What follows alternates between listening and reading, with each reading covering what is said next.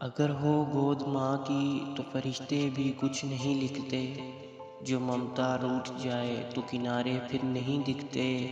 یتیمی ساتھ لاتی ہے زمانے بھر کے دکھ، سنا ہے باپ زندہ ہو تو کانٹے بھی نہیں چبھتے۔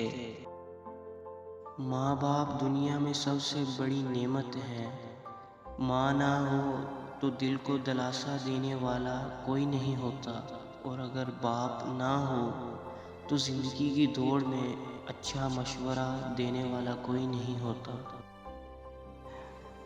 کچھ پل کے لیے ساتھ میرے رستہ طے کیا کر، مر جاؤں گا ایک دن، چلا جاؤں گا چھوڑ کر تجھے، جو بچی ہے زندگی صاحب لمحے کچھ میرے لیے بھی رکھا کر۔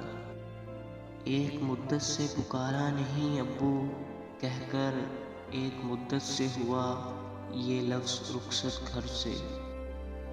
باپ کا ہاتھ پکڑنا سیکھو، زندگی بھر کسی کے پاؤں پکڑنے کی نوبت نہیں آئے گی۔ باپ وہ عظیم ہستی ہے جس کے پسینے کی ایک بوند کی قیمت بھی اولاد ادا نہیں کر سکتی۔ باپ کی دولت نہیں سایہ ہی کافی ہوتا ہے، بے شک اگر ماں کے نیچے جنت ہے تو باپ کے بنا بھی جنت کا دروازہ نہیں کھلے گا۔ ماں باپ کی نافرمانی موت سے پہلے موت کا اعلان کرنا ہے۔ باپ کی اپنے بچوں کے حق میں کی گئی دعا سیدھا اللہ پاک تک جاتی ہے۔ ماں کی جتنی ضرورت تمہیں بچپن میں ہوتی ہے، اتنی ضرورت ان کو بڑھاپے میں تمہاری ہوتی ہے۔ ماں کے پاؤں تلے جنت ہے، لیکن یاد رکھو باپ کی ناراضگی تمہیں جہنم میں نہ پہنچا دے۔ ماں باپ سے کبھی شکوہ نہ کرنا کہ انہوں نے آپ کو کیا دیا، شاید ان کے پاس بھی ساری زندگی صرف یہی تھا۔ اس دنیا میں آپ کا باپ وہ واحد شخص ہے جو چاہتا ہے کہ آپ اس سے زیادہ کامیاب ہوں۔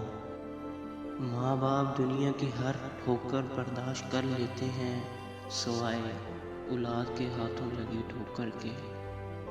باپ ایسی کتاب ہے جس پر بہت سے تجربات تحریر ہوتے ہیں جو زندگی گزارنے میں رہنمائی کرتے ہیں، اس لیے اسے اپنے سے کبھی دور مت رکھیں۔ گھر پہ باپ کی آواز بھی بڑی نعمت ہے، دروازے کے باہر باپ کے جوتوں کا اپنا ہی ایک روب ہے۔ چاہے کتنا ہی بوڑھا کیوں نہ ہو، مگر گھر کا سب سے مضبوط ستون باپ ہی ہوتا ہے۔ کندھوں پر جب میرے بوجھ بڑھ جاتا ہے تو میرے بابا مجھے شدت سے یاد آتے ہیں۔